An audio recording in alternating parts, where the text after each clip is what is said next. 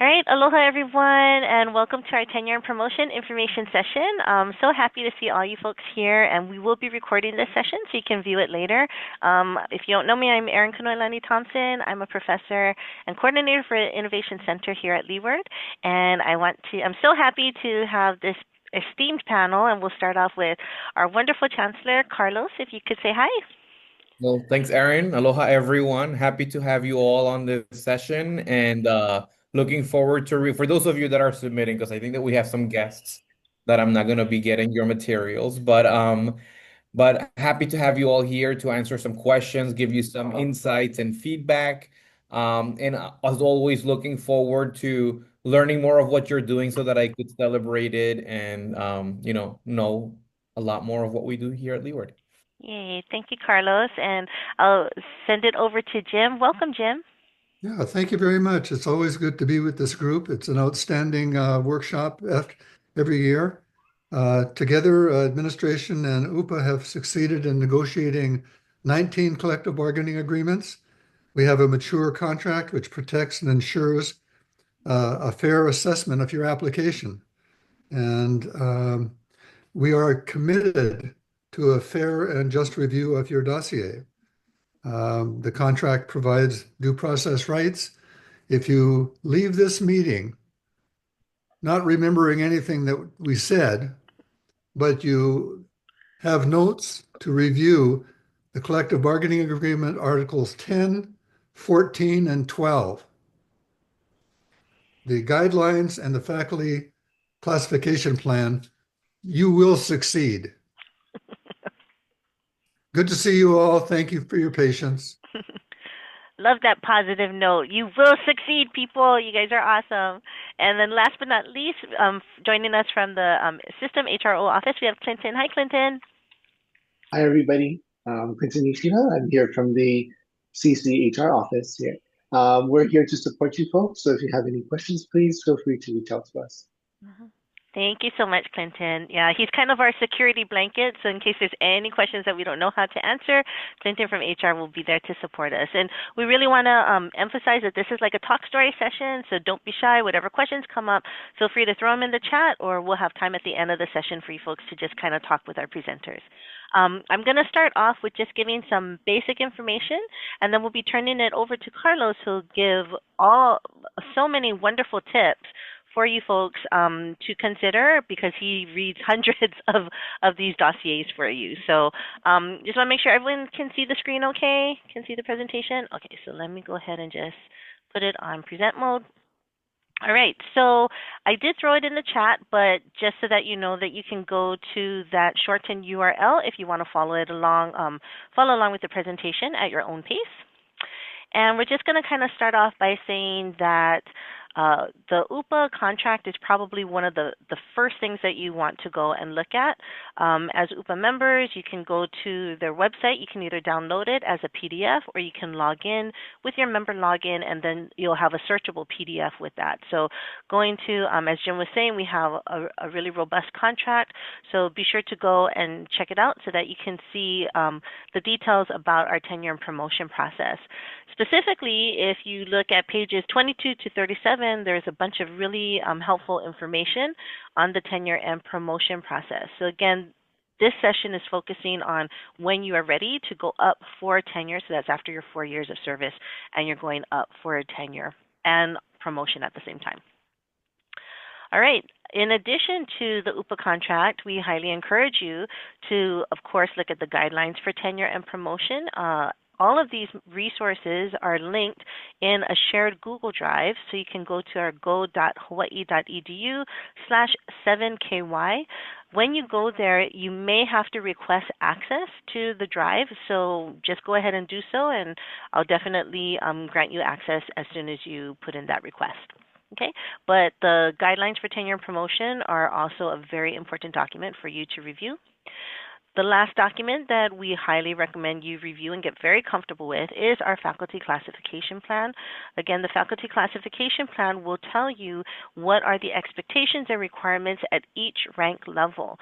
And so it's important to keep in mind that when you are applying for tenure and promotion, that you are providing evidence of doing work that's at the next level, the next rank level. So if this is your first time going up for tenure and promotion, you'll be showing that you are operating already at the assistant professor or the rank 3 level.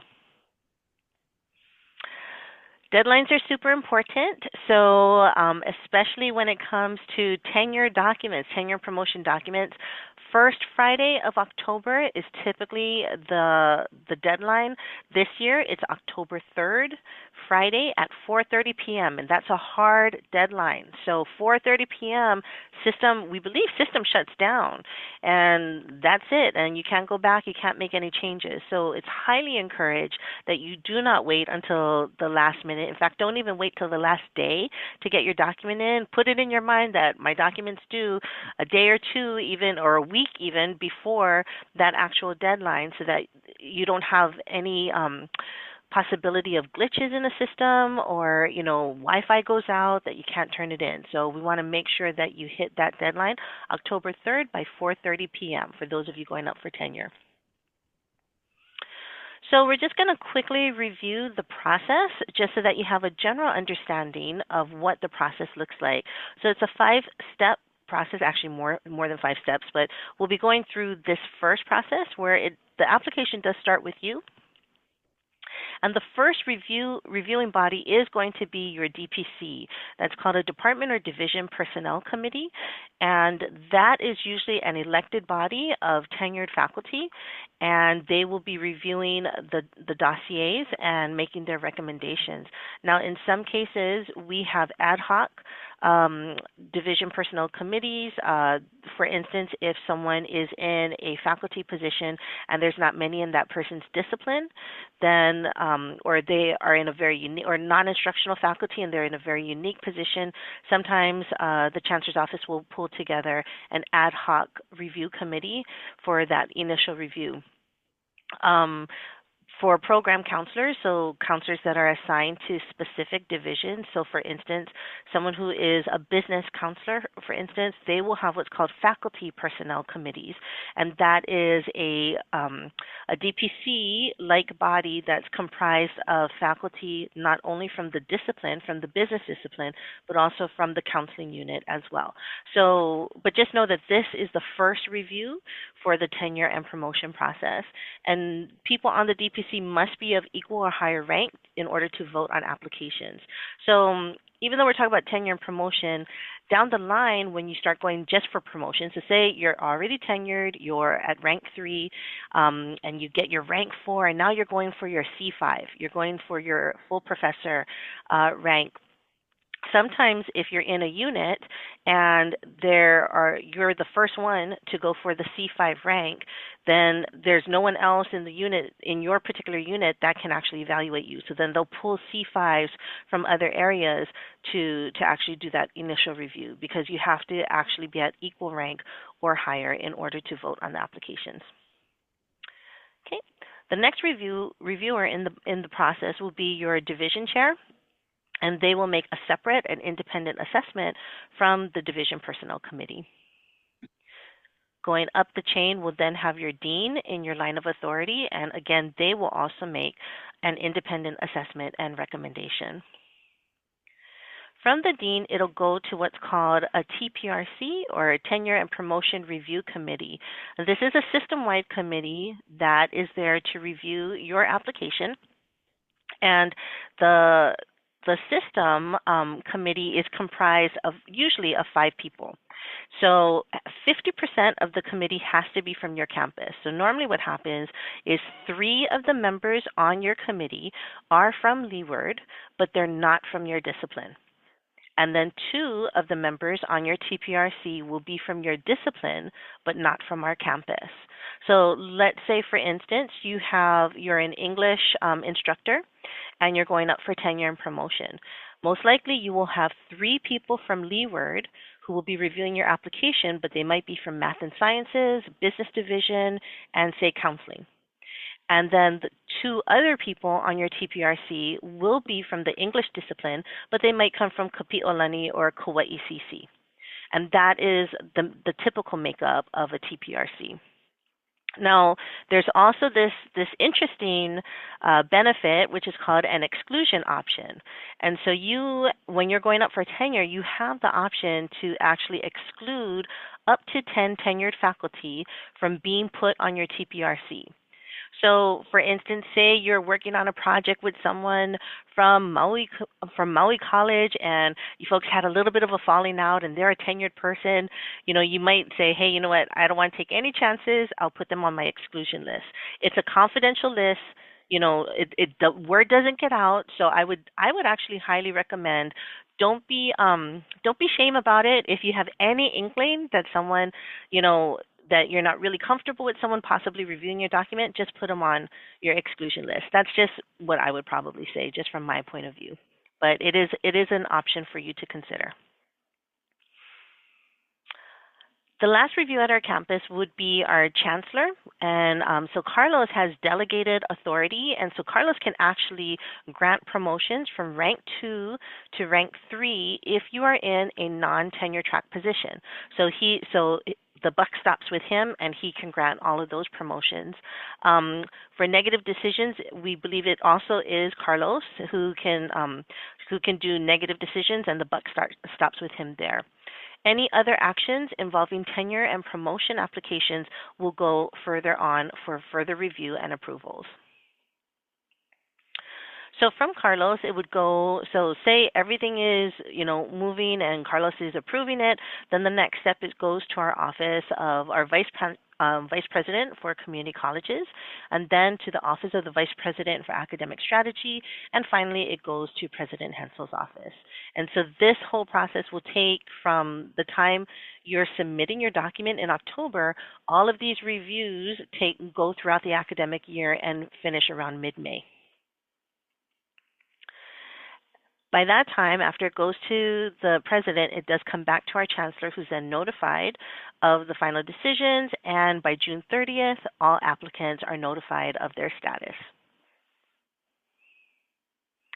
Tenure and promotion effective dates are then on August 1st. So everyone is in their new rank, in their new tenured position, effective August 1st of that year. Okay, so that's the basic timeline. And again, if you have questions, we'll definitely have time at the end of the presentation to address any of the questions, or you can feel free to throw them in the chat at any time. So for our dossier content, just a couple of final reminders is refer to the resources, refer to the community colleges tenure and promotions guidelines, refer to the faculty classification plan, look at the UPA contract as well. Remember to meet the level of criteria for the rank that you are applying for. Make an effective case, because the burden of proof is on you to show evidence of the work that you're doing that is at that rank. And then just remember, tenure is granted at the campus level. So it's really important to show service and your value and your contributions to your campus. As you start to go to higher ranking promotions, like for rank 4, rank 5, you can really start to branch out in how you start to do more system service, how you start to do more service for the community, maybe nationwide service. How are you impacting beyond the campus? But for your first tenure and promotion, it's really good to focus on how are you being just an integral member and contributing member to Leeward Community College, and maybe with some other system things, but really focusing on how you are valuable to this particular college. Also focusing on your primary duties and balancing it with your other passion projects and your other duties. And Carlos will talk a little bit more about that as well. So at this time, I am going to turn over to Carlos, because he has a plethora of knowledge when it comes to the do's and don'ts, and just from all the things that he's seen in the many different dossiers that he's reviewed. So I'll go ahead and turn it over to Carlos. Thank you, Erin. And again, everyone for joining the session. I think that it is important to reflect on a couple of things by way of guidance. I share this often. We tend to be a humble group of people, and at the time that you're applying for your tenure or promotions, we have to lose that that humility a little bit, and make sure that you document and share a great deal of everything that makes us so special. And so I'll talk a little bit through some of these slides, but I'll also go off of my own my own talking points because I do review all of the applications, but not only do I review the applications, I create my own feedback, and I also review the feedback from every group that is actually reviewing your applications as well. And there are some common areas that typically, and I don't know why, but there are common mistakes that are made, and it's just an opportunity for us to discuss them through here, and also to recognize that you're not on your own. I mean, we have Jim on the call, and we have Clinton on call, and we have Aaron and myself. We're here to support you through this process. Don't feel like you're alone, and you also have peers that can help you. But I'll begin with preparing the dossier. And so you have to really share about who you are. You're talking through your philosophy, you're talking through how you operationalize things. It's about you, but it's also about our faculty classification plan. And so it's great to learn about you and everything that you've done, but if there isn't a clear alignment to the faculty classification plan, then we're not necessarily going to be able to, just take your word for it and or guess why it is that you're writing what you're writing. And so you are being evaluated on your dossier submission. If I know that you are an amazing faculty member, but your reviewers and myself cannot read it from the actual dossier, that's where it'll hurt you. And so you want to make sure that your document is built to demonstrate that you are operating at the level for which you are applying for. And if you're not familiar with your faculty classification plan, um, you're not going to do too good of a job in documenting for us why you should be promoted or why tenure should be granted. You want to include all the activities that you've done since the last tenure and promotion application that you've submitted. And so, again, this may not be your first go round in submitting for a promotion. You may already have tenure. You may be, in that process. And so we already have that. You're going to include everything that you've done from that time on. Um, it's not volume, it is quality. So you want to make sure that what you're including in your dossier is purposefully included and that it addresses something that you want to address through the faculty classification plan. Um, if you are submitting appendices or documents and or other evidence to support what you're putting into your narrative, it has to be referenced in the document. Otherwise, I will not get to it. I have seen applications where I'll click through a couple of documents, and as I'm scrolling through documents, I realize that there's a litany of other documents that were not referred to in the dossier. Those are not really admissible. I can't guess why you're including those. If you are, and you should, include support letters or letters that address certain things that you've done for the college. Like, for example, if you have volunteered for an event, if you have participated in one of Aaron's many amazing professional development activities, and you're including those letters, be purposeful about them. You want to definitely make reference to why you're including them and maybe what you learned, how you contributed, how maybe you have demonstrated leadership and sustained leadership through some efforts. That's why you include the documents. Don't include them just for the sake of um, making me read a little bit longer. Next slide. Okay.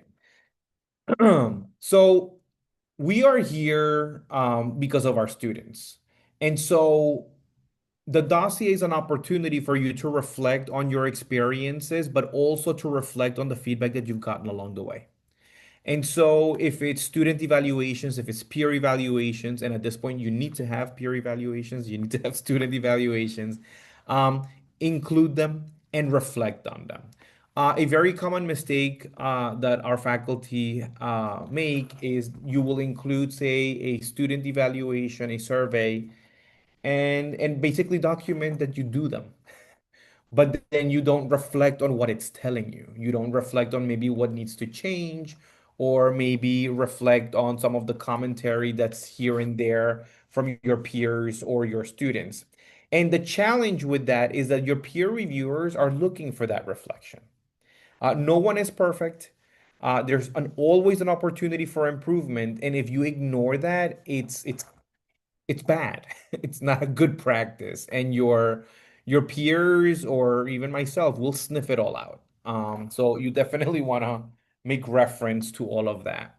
Um, Especially for the instructional faculty, when you do assessment, you're looking at student learning outcomes or SAOs for, maybe non-instructional faculty, you have to reflect on those outcomes.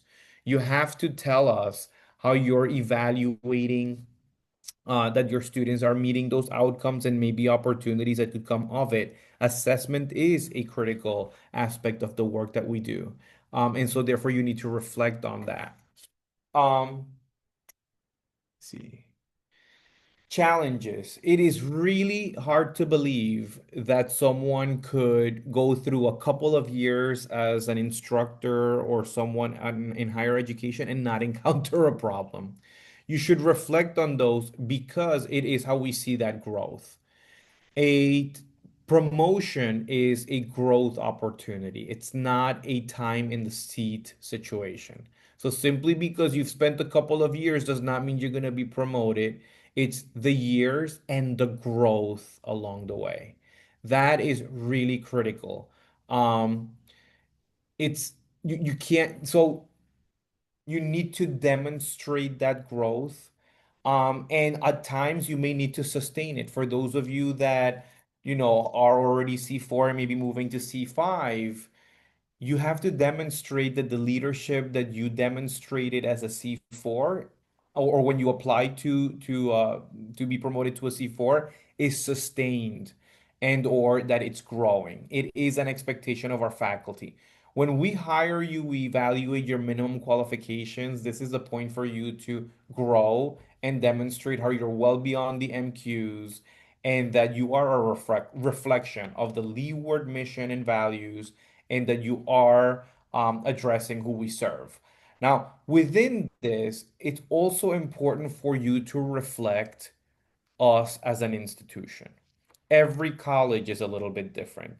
We just happen to be the best one. And so celebrate that.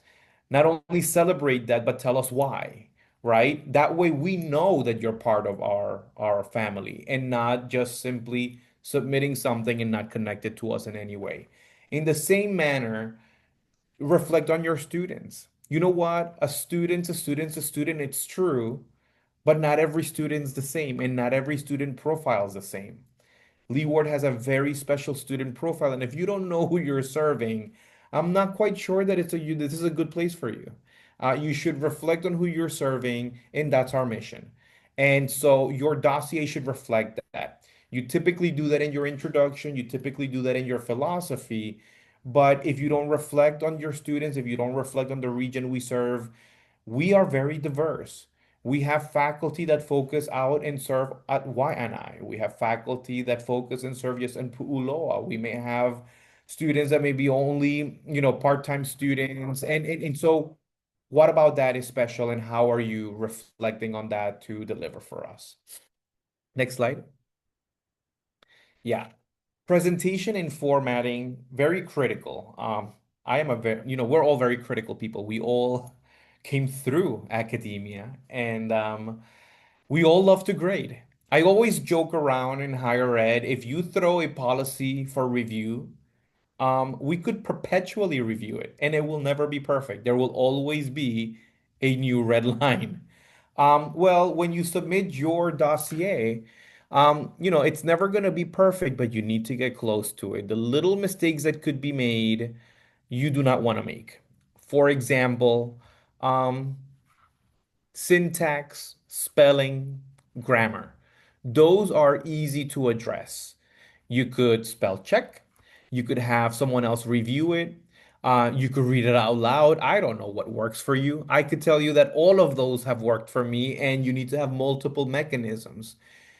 you think you're communicating effectively, but you're your reader, you have to make sure that someone else is able to reflect on what you're reading and capture that message as well.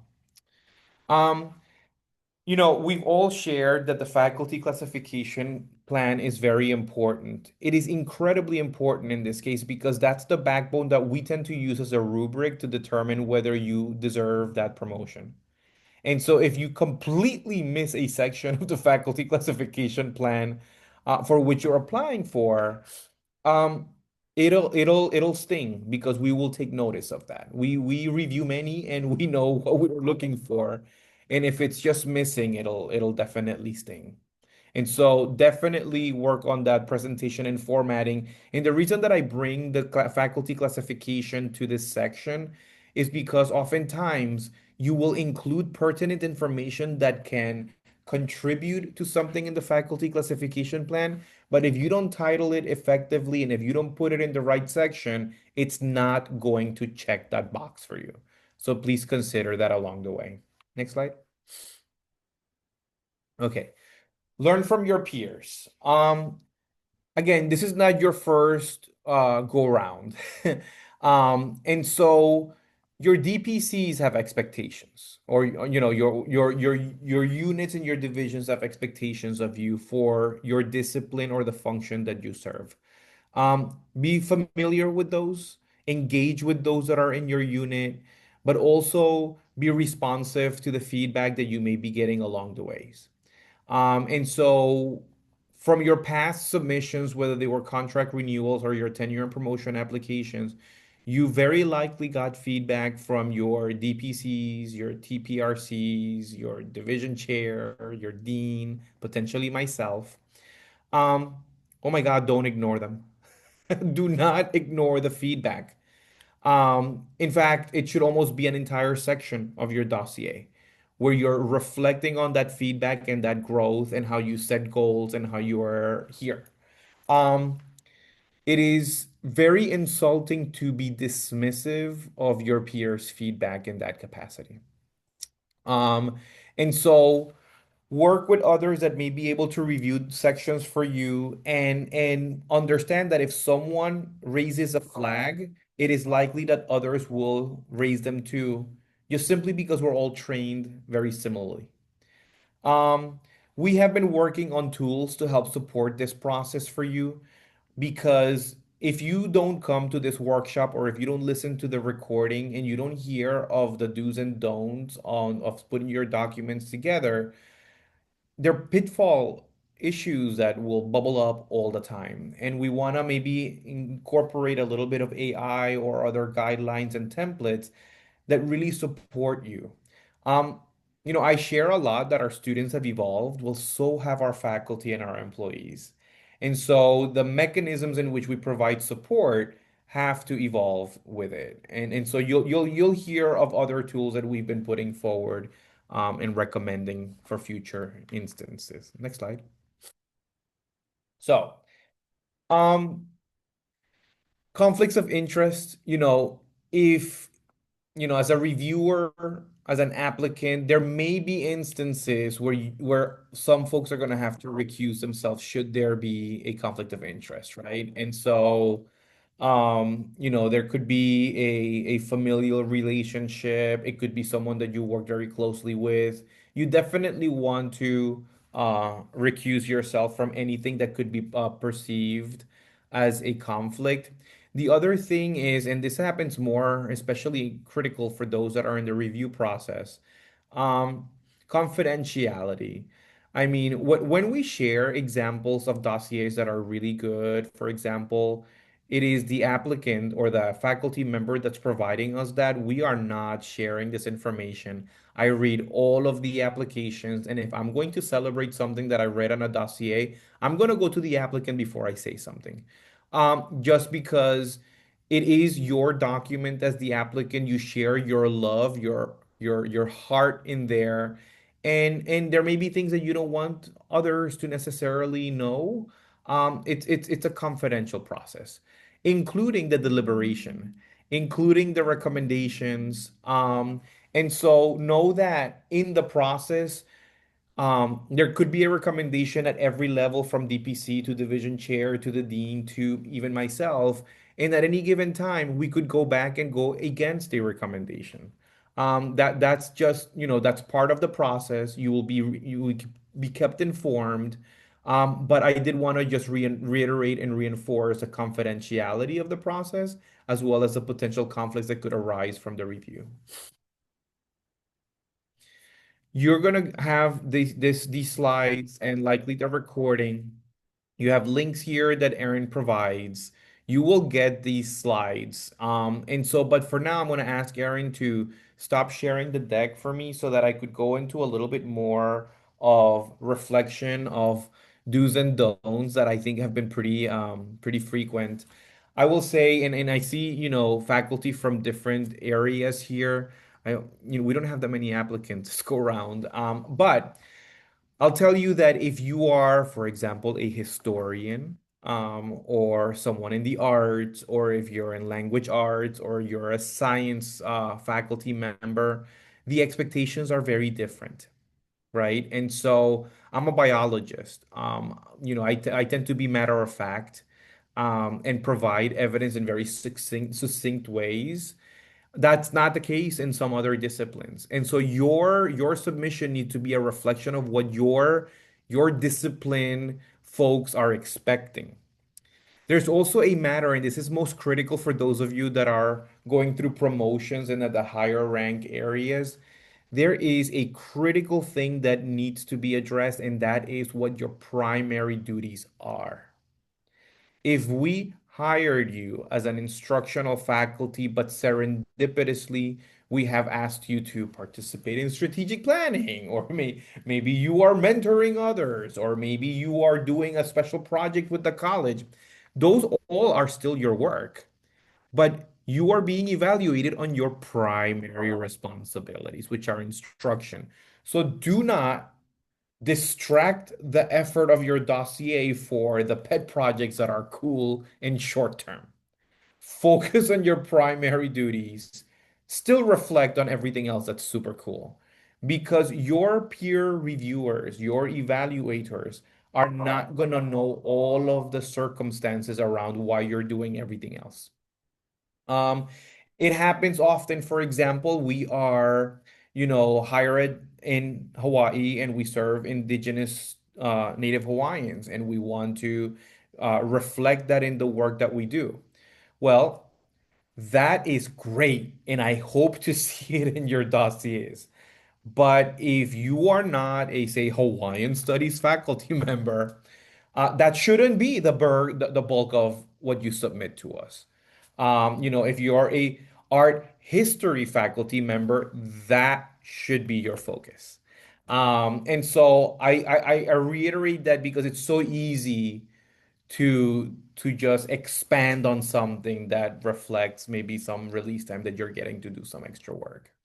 Um, Re- Just a reminder, know who your students are, tell us who your students are, and tell us why that's important.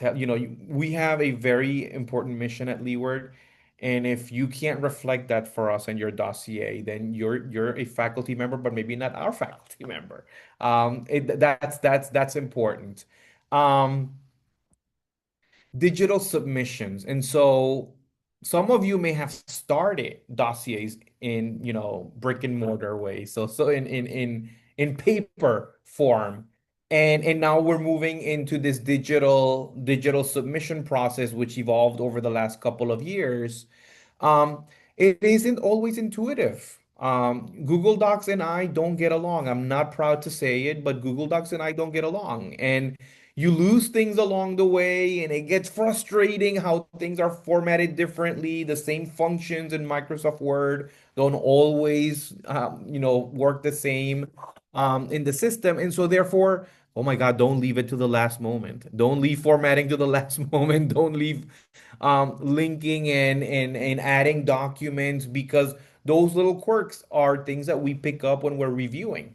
If, for example, I click on a link that's, a dead link, it bothers me as a reviewer. If I click on something and I need to ask you for permission for me as a reviewer to review, that's taboo. right? Because you're not supposed to know who your reviewers are. And so, those little things can stall. And when your DPCs are reviewing and talking and deliberating about you, these things come up because we're all professionals and those things shouldn't be happening. Be reflective. Now, it's not a data dump of numbers and, acknowledgement letters. This is a reflection of who you are, how you're performing, and how you're evolving. And so, therefore, your narrative should speak to it. Your narrative should speak to what your students are saying about you. Take a couple of comments, digest them, and say something to the effect of, I had a couple of students tell me that maybe I was, I don't know, submitting too little feedback on their assignments. And so, therefore, I created a rubric so that they had more information. I mean, that speaks of reflecting on how you're delivering and the feedback that you're getting and making some changes. That's like the best model of working through this. The same thing with professional development. I, for one, recently went through a workshop on AI and I'm like, oh my God. And so at convocation, I tried to show off my AI skills. And I will continue to do that, right? And so be reflective, show how you're improving because that's what we are evaluating. You are not a faculty. If you came in as an instructor and you're moving into an associate professor level, you can't be the same person. You have to have evolved. And so tell us how that's happened. Um,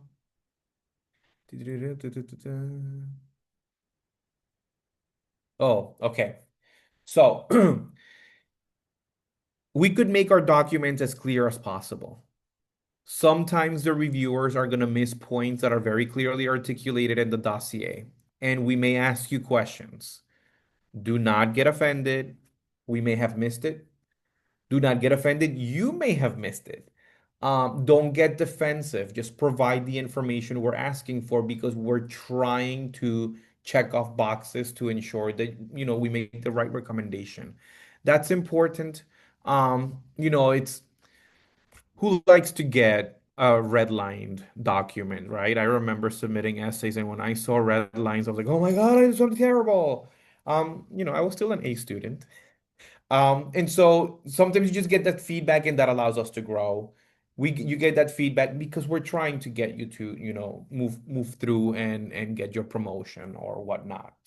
Um, and okay, I think I've gone through most of my feedback. I will just, as a quick summary, it's interesting how through collective bargaining and through years and decades of processing to make sure that our faculty are supported, we end up creating a situation where your promotions are tied to a document and not necessarily to you as the individual. It's the document that we're evaluating. Oftentimes, I try to. My first couple of years, it was very easy for me to not look at the name of the applicant and just review the document and not know who the heck I was evaluating. Now it's hard. I kind of know everyone, and all I need to read is one or two sentences, and I know who the applicant is. But the dossier is what we're evaluating, right? So if you've done a litany of service, professional development, your students love what you do, the outcomes are great, but I can't see that in the dossier. The outcome is going to be a reflection of what's in the dossier. The outcome of your promotion is going to be based on your ability to convey to us that you are already performing at the level to which you're applying for based on the faculty classification plan. There are instances where people mix certain things up and it's used against you at times in the outcome. For example, if you're providing evidence for service, but it's service for which you're being compensated for, then it isn't service. It becomes part of your duties. Okay. We as reviewers sniff that up all the time. It's not difficult for us to determine what is true service versus what may have become part of your responsibilities. Um, Engage and document how that service to the college and the university system are reflective. Participating in a workshop here and there is not service. If you're going in for associate or full professor, we expect you to have engaged in a substantive way. And so your narrative has to address that, and the evidence has to be there as well. By the way, a lot of your reviewers are typically already C5 or at least a level above the rank that you're applying for. They have lived it, and so they know it, right? It's kind of like us as faculty. We know every excuse a student is going to put forward for not submitting an assignment on time. Well, we do that in this process as well. So keep that in mind. Not intended to scare. This is a peer review process. It is your peers that are evaluating you, like Aaron suggested earlier. If you have to put someone on the exclusion list because of whatever reason, don't be shy. They will never know. This is a very confidential process. Only I end up seeing who is on the exclusion list because I put together your TPRCs. And so Oh, and one really critical thing. A couple of the members of your TPRC are external to the college. And so don't put into your dossier something that only we would know about, right? Because, so for example, if you've contributed to Discovery Fair at Leeward Community College and you don't write into the dossier what Discovery Fair is for the college and the community, someone from Hawaii CC is not going to be able to give you the credit that's deserved there. And so that's what makes this process a little bit different, that you have a couple of reviewers that are outside of the college. And so you have to constantly remind them why Leeward Community College is best and why you deserve to be promoted. Constant reminder in every section. And with that, because I do want to open it up to questions, I'll take pause, but happy to answer questions and it'll provide a little bit more guidance here and there based on what you ask. Thank you so much, Carlos. Carlos he always provides such wisdom. We're very lucky to have a chancellor who takes time out to actually talk about this and talk about what he sees. I want to kind of just piggyback on what Carlos was saying about knowing your audience and who you're writing to, and that people will be external to Leeward's campus. So watch your acronyms, make sure you explain it. And I even find it's helpful as a reviewer if you folks have like a background section, almost like just to provide context of who you are and where you're placed within the college, like what your role is, and within the division and what you do, like just so that, especially if you have a very complex role, like for instance, again, I'll use a program counselor as an example. A program counselor serves two divisions, serves their instructional discipline and also serves student services. So explaining that context, like those kinds of things help to ground the reader so that they know. So those would be things that I would say. There is a question in the comments. So can a TPRC include faculty from UH Manoa? And my understanding is it doesn't. Is that correct, Carlos? So I don't know. I don't know that it doesn't by way of policy. It hasn't happened. I'll tell you that we've gone down to choosing a faculty member in the closest related discipline from another community college campus, and we may have even gone to where it may be someone that's at the same level for which you're applying, potentially maybe a level below. I haven't done any of those awkward exceptions, but Jim, I don't know if there is anything on your end. Yeah, thank you, Carlos. Certainly, the exclusion option is a rabbit hole. And as an applicant, you know who your colleagues are in the profession. And if you exclude everybody, you're going to end up facing somebody from Manoa. Yeah. Thank you, Carlos.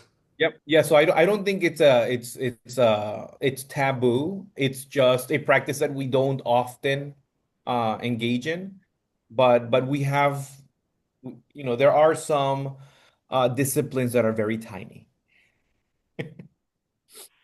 Yeah, very good. Another question is I've heard mixed opinions about including paid versus unpaid community service, recommendations for including or excluding mention of those services. What are your folks' thoughts? So I will say, based on the feedback that I typically see from your from TPRCs and DPCs in the process, in internal service, If it's paid for, the reviewers typically do not consider that service. External service that is paid, if it's blatant that or a very it's if it's very obvious that it's paid, I would not consider it service. And I don't think that the reviewers typically would consider it service either. I think that you should be transparent about it because we are very good. I mean, we're kind of like hounds here. We'll we'll sniff it through. But the one mistake that I would just not make is to call it service if you clearly got compensated for it. That's yeah, I've seen it too many times when that comes up. Mhm. You might be able to include it. What do you think about this, Carlos? Like include it in leadership or something, like possibly in another category, so that especially if it is related to your discipline, it's related, it enhances what you do. So you kind of want to find a way to give credit to it, or even if you put it in primary duties but have a different section like other related duties or something like that. I think you could be creative. What do you think about that, Carlos? Absolutely, absolutely. There is a fit for it somewhere that contributes to your dossier. I will tell you that leadership is a good one to incorporate it into. But I also want to convey the need for, us to look at service and articulate it differently at times in the dossier. As instructional faculty and non-instructional faculty, we're sometimes doing assessment of our discipline and collaborating with other faculty. That's, yeah, I mean, assessment is primary duties, but when you elevate it a little bit toward maybe revisions of outcomes, when you're elevating it a little bit to where curriculum is being modified as a result of the assessments, you can, through the narrative, create that leadership narrative for yourself with all of those services. But paid for service is your primary duty at times, is demonstrated leadership at times. So don't dismiss it. Just find a good fit for it. Yeah, I see. The question is sometimes I'm invited to give public talks in certain areas, and they might give a gift of a check or something. Uh, that's kind of hard. I mean, I don't know. It's yeah, those are a little bit more muddy on how to integrate them. Um, Most people would not typically know that there may be an honorarium, but Mhm. if they do, they could call you out on it. Mhm.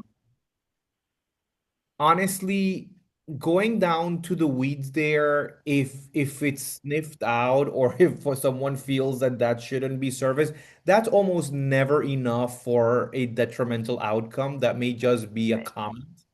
I don't see it as substantive enough to have any real consequence, but service is important. So just, I mean, I think service to the college is weighted a lot heavier. And so just finding ways of articulating how you've done service to the community in Mhm. whatever way is Mhm. not going to hurt you Yeah. to include some. Yeah. Yeah. Yeah, I think Christine, I would probably include it only because it's relevant to your discipline. And you can always just put like a one thing in there. Sometimes I receive honorariums for this as tokens of appreciation and stuff. And then the reviewers can choose to not count it or not. And just make sure that you have a lot of other service that's very strong. And like these can be like frosting on the cake.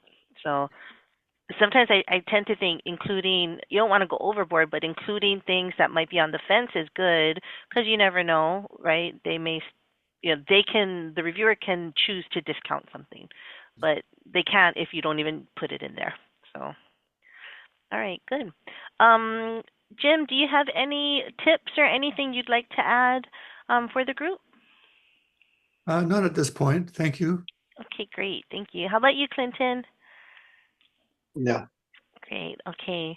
Any other questions from the group? You're all feeling okay? Clear as mud? Okay. So, well, you're again, like how Carlos says, you're not alone. He's an excellent resource. Go to your division chairs, go to your senior faculty to be mentors. Feel free to come to any of us anytime. And you folks are all wonderful. Like Carlos says, you've already met the minimum qualifications. You've already been, chosen. You're part of our family. You are all contributors. So just make sure that you get all that good stuff into your document so the reviewers can recognize and celebrate your good achievements as well. Okay? All right. Thank you so much, Carlos. Thank you, Jim. Thank you, Clinton, for being here. And best of luck to all of you. We'll have this recording ready for you soon. Okay? Take care. Ohui ho. Aloha.